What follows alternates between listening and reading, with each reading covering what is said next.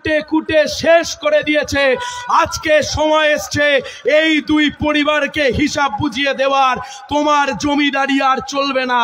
কাঁথির অধিকারী আর কালীঘাটের ব্যানার্জি একসাথে বিসর্জন দেব, একসাথে বিসর্জন দেব। এতদিন ধরে যেদিনকে ভোটে দাঁড়িয়েছিলাম কি বলেছিলেন সাংবাদিকরা?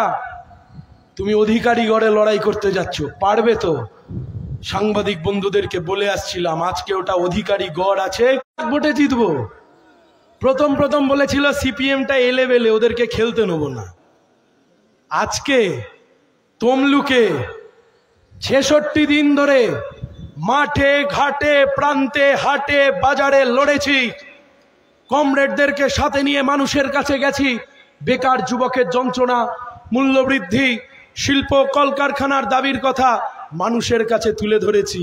যে বিজেপি 3 লাখ ভোটে জেতার গল্প দিচ্ছিল আর যে তৃণমূল 1.5 লাখ ভোটে জেতার গল্প দিচ্ছিল, এখন আর মুখ ফুটে 1 লাখের কথাও বলছে না।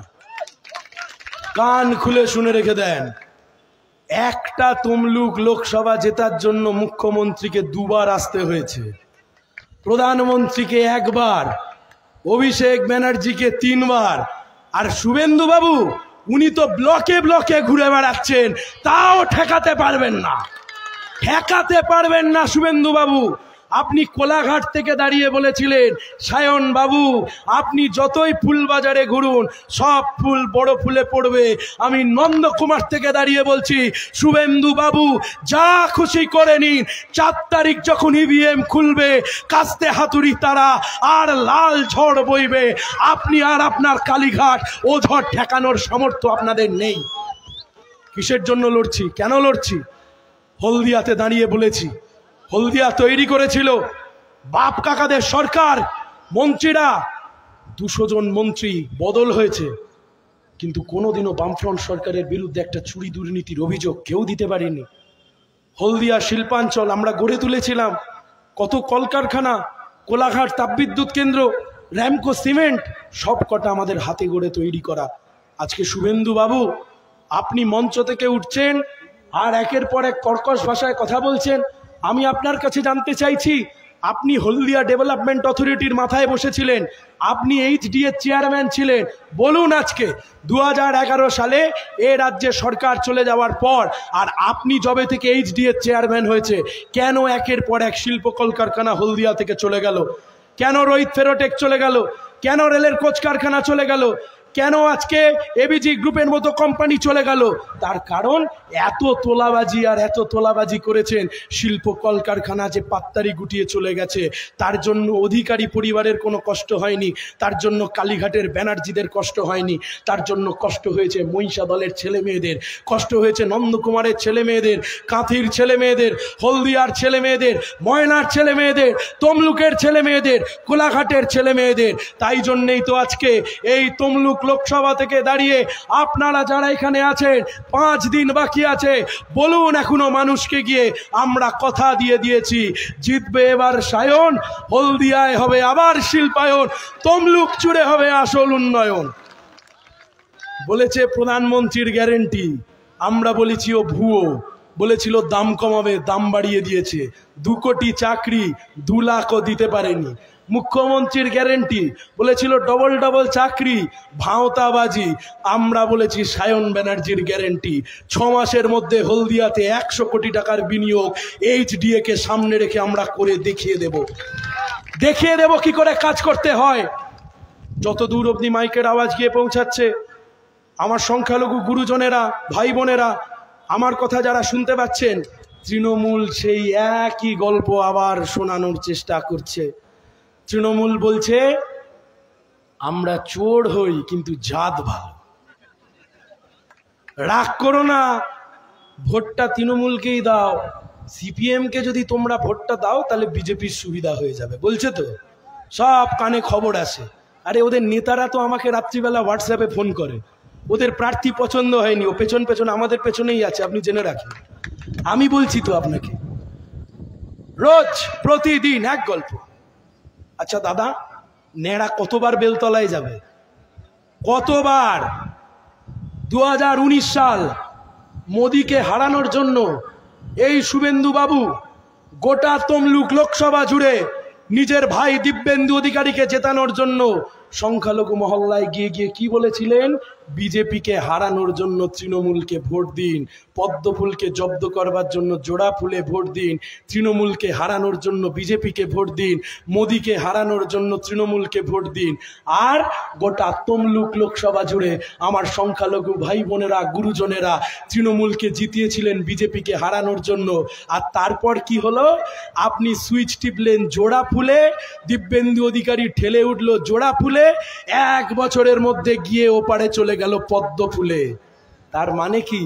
সিপিএম কে ভোট দিলে বিজেপির সুবিধা হয় না, কিন্তু তৃণমূলের প্রার্থীকে জিতিয়ে দিলে 1 বছরের মধ্যে সে বিজেপিতে চলে যায়। তখন হাত কামড়ানো ছাড়া আর কিছু করার থাকে না। আমরা বলছি দাঁত থাকতে দাঁতের মর্যাদা দিন। কোনো ফুল নয়, জোড়া ফুল আর ছোট ফুল। মোদির বড়, এই আরএসএস এর বড় মেয়ে, বড় ছোট ছেলে, বড় ছেলে আর ছোট মেয়ে একই ব্যাপার। দুজনে, একজন দিল্লিতে আছে, একজন কলকাতায়, সেটিং করে বসে আছে। এ সেটিং আপনি খোলা চোখে বুঝতে পারবেন না, খোলা চোখে দেখবেন মারপিট করছে, কিন্তু সেটিংটা কি? দিল্লি চালাবে মোদি আর রাজ্য চালাবে দিদি। দিল্লিতে থাকবে বিজেপি আর রাজ্যে থাকবে তৃণমূল কংগ্রেস। আমরা বলছি দীর্ঘদিন চলতে পারে না। মানুষ তার অভিজ্ঞতার মধ্যে দিয়ে বুঝতে পেরেছে, বাবুল সুপ্রিয়কে বিজেপিতে জেতালে সে তৃণমূলে চলে যায়, আর তৃণমূল থেকে দিব্যেন্দু অধিকারীকে জেতালে সে অন্যদিন বিজেপিতে চলে যায়। তাই আমরা বলছি এবার 1, 2, 3, 4 কাস্তে হাতুড়ির জয় জয়কার। 4 নম্বর বোতামটা টিপতে হবে। 4 নম্বর বোতাম, 25 তারিখ 4 নম্বর বোতামটা টিপুন। 4 তারিখ বিকেল 4টে এই নন্দকুমার মোড়েই লাল আবির খেলবো। 25 তারিখ 4 নম্বর বোতাম, 4 তারিখ বিকেল 4টে। কথা রইল, কথা রইল, এর কোনো অন্যথায় হবে না। যেদিন প্রার্থী হয়েছিলাম সেদিন কি বলেছিলাম? প্রার্থীকে এত খাটানি খাটাবেন, নতুন বিয়ে করেছি, বাড়ি যখন যাব বউও চিনতে পারবে না, বলেছিলাম তো। আপনারা মোটামুটি প্রার্থীকে ডাঁটার মতো ছিবড়ে করে দিয়েছেন, ওয়েট কমিয়ে দিয়েছেন। এখন লোকে দেখে বলছে ছবিতে এই ছেলেটাকে ভালো দেখতে লাগছে, এটা কি? আমি বললাম দাদা, আমি এসি ঘরে বসে নেই, আমি মাঠে ময়দানে লড়ছি। সূর্যের তাপে থাকলে শ্রমিকের ঘামের গন্ধ যদি পেতে হয় আর কৃষকের ঘামের গন্ধ যদি পেতে হয়, তাহলে তা বুকে লাগিয়ে নিতে হয়। এসি ঘরে বসেও লড়াই হয় না, বামপন্থীরা ময়দানে নেমে লড়াইয়ের মোকাবিলা করছে। কথা খুব পরিষ্কার। 25 তারিখ ভোট হবে। কি বুঝেছেন এখনো অব্দি যে এতগুলো দফা ভোট হলো? কি বুঝলেন? যদি রুখে দাঁড়াই সব পালিয়ে যাবে। যদি কেউ লুটতে আসে, রুখে যদি একবার দাঁড়ান তাহলে পালিয়ে যাবে। যদি চমকায়, আপনি যদি দাঁড়িয়ে যান, ও হটে যাবে। আমি আপনাদেরকে বলছি, এই তমলুক লোকসভা কেন্দ্রে বিজেপির প্রার্থী, ওয়াই ক্যাটাগরি সিকিউরিটি, তৃণমূলের প্রার্থী। সে, ওর বন্ধু আমাকে ফোন করেছিল, বলে ভাই সারা জীবন আমি ওকে নোট দিয়ে দিয়ে বড় হলাম, এখন কত পুলিশ টুলিশ নিয়ে ঘুরে বেড়াচ্ছে, আমি পড়াশোনা করে কি করলাম। বললাম ভাই দুঃখ করিস না, তোর চাকরির জন্য আমরাই লড়ছি, ও তোর বন্ধু লড়বে না। 1 গাদা পুলিশ আমাদের আশেপাশে, 1 গাদা পুলিশ দেখেন? দেখেন না। তার কারণ কি? আমাদের শক্তি আপনারা যারা এই মিটিংয়ে দাঁড়িয়ে আছেন। আমি জানি, আমি এই ভরসায় লড়াই করেছি শেষ 65 দিন ধরে, এ প্রান্ত থেকে ও প্রান্ত, ময়না থেকে হলদিয়া, নন্দীগ্রাম থেকে মহিষাদল চষে বেরিয়েছি। তার কারণ আমি জানি আমার কমরেডসরা লড়ছে, ময়দানে দাঁড়িয়ে আছে। আর কমরেডস 65 দিন ধরে এ লড়াই যখন করেছেন, আগামী 25শে মে আরো একটা লড়াই। মা মাতঙ্গিনীর মাটিতে এই লড়াইয়ের ডাক দিচ্ছে আজকে লাল ঝান্ডা। ক্ষুদিরামের মাটিতে দাঁড়িয়ে আজকে লড়াইতে ডাক দিচ্ছে লাল ঝান্ডা।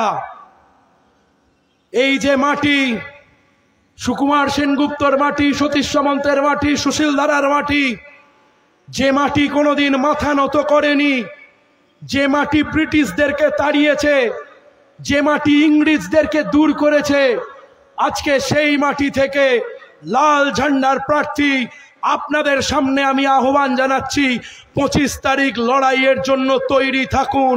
এ লড়াই ইতিহাসের পাতায় গোটা গোটা অক্ষরে লেখা থাকবে।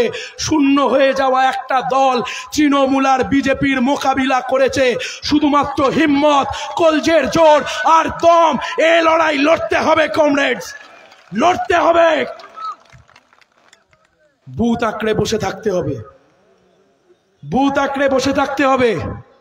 যত দূর অবধি আমার আওয়াজ গিয়ে পৌঁছচ্ছে, যত দূর অবধি আমার কথা শুনতে পাচ্ছেন, বুথ আঁকড়ে বসে থাকতে হবে। তৃণমূল আর বিজেপির দৌড় কত দূর আপনিও জানেন, আমিও জানি। ওরা পুলিশ ছাড়া দু পা এগোতে পারে না। শুভেন্দু বাবু যখন যান 30টা পুলিশ সাথে করে নিয়ে ঘুরে বেড়ান। আমরা বলছি আমাদের কলজের জোরে বুথ রক্ষা করতে হবে, বুথ রক্ষা করতে হবে, বুথে লড়াই করতে হবে। কোনো ছাপ্পা নয়, কোনো রিগিং নয়।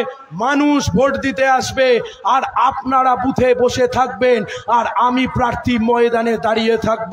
আর এই ফর্মুলাতেই 25 তারিখ লড়াই হবে। হবে তো? লড়বেন তো? সামনের ভাইরা চুপসে গেছে কেন? কি হয়েছে? হ্যাঁ, আরে চিন্তা তো আমার। 12 তারিখ জামাই ষষ্ঠী পড়েছে, দিল্লি যেতে হলে নতুন বিয়ে করেছি, যেতে পারবো না জামাই ষষ্ঠীতে। তোমাদের কিসের চিন্তা ভাই? তোমাদের চিন্তা করার কোনো বিষয় নেই। শোনো, যে কথা বলবো,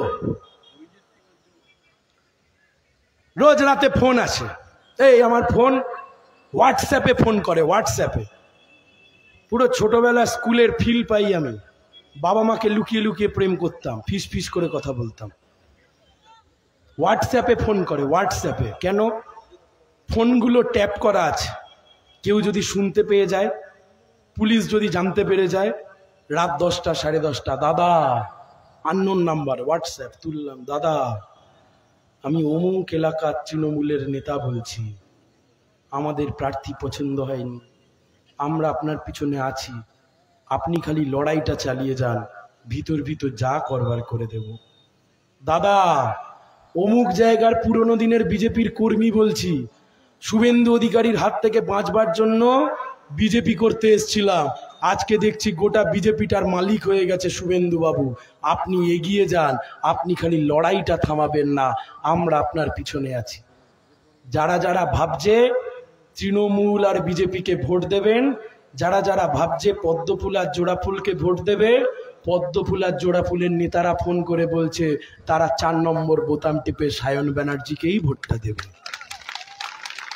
শুনবেন বিজেপির প্রার্থী কি বলছে, একটু শুনবেন, শুনবেন, শুনুন তাহলে। এমনি তো শুনতে পারেন না, এসি ঘর থেকে বেরোয় না। কি বলছে শুনে নিন, ভালো করে বুঝে নিন, লড়াইতে কারা আছে জেনে নিন।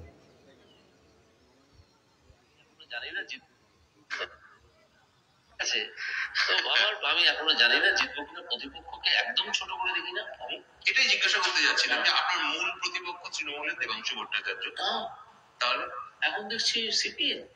ও সায়ন, আপনার বিশাল লোক, কি বড়, সে আমাকে যথেষ্ট গালাগাল করেছে, আমি একটু তার জন্য ক্ষুব্ধ হয়েছি, যাতে সে কিছু বলছে না। এখন সিপিএম কি বড় বড় মিছিল করছে? তাই? হ্যাঁ, তৃণমূল বাজারে নেই নাকি তমলুকে? আমি তো ভাই দেখতে বিজেপির প্রার্থী বুঝে গেছে তৃণমূল গেছে, 4 তারিখ লাল আবির উঠছে, বলছে চোখ খুললেই সিপিএম এর মিছিল, বড় বড় মিছিল। আর শেষে যারা যারা এখনো মনে মনে ভাবছে না না হাতটা উসকুস করছে, একটু শুভেন্দু বাবুর কথা শুনে একটু টিপেই দেখি ওটা, বাকিটা শুনে নিন প্রার্থী কি বলছে। আরে কোন ছেলেকে পড়াশোনা শেখাবেন? যে ছেলে স্কুলে যেতে চাইছে না তাকে পড়াশোনা শিখিয়ে কি করবেন? বিজেপির প্রার্থী শুনুন শেষে কি বলছে। আচ্ছা, সিপিএম মিছিল দেখতে পেয়েছি। আচ্ছা আচ্ছা আচ্ছা, ঠিক আছে। তো আমি তো কালকে একটা সভায় বলেছি যে আপনারা কোথায় আমাকে ডেকে আনলেন, রাজনীতিতে নামলো আর আপনাদের দেখা যাচ্ছে সিপিএম কে দেখা যাচ্ছে। নিজের দলের লোককে বলছি, আপনারা আমাকে রাজনীতিতে ডেকে আনলেন, এখন আর আপনাদেরকে দেখা যাচ্ছে না, এখন সিপিএম কে দেখা যাচ্ছে। হয়েছে, শান্তি হয়েছে, বুঝে গেছেন, অর্ধেক লড়াই হয়ে গেছে।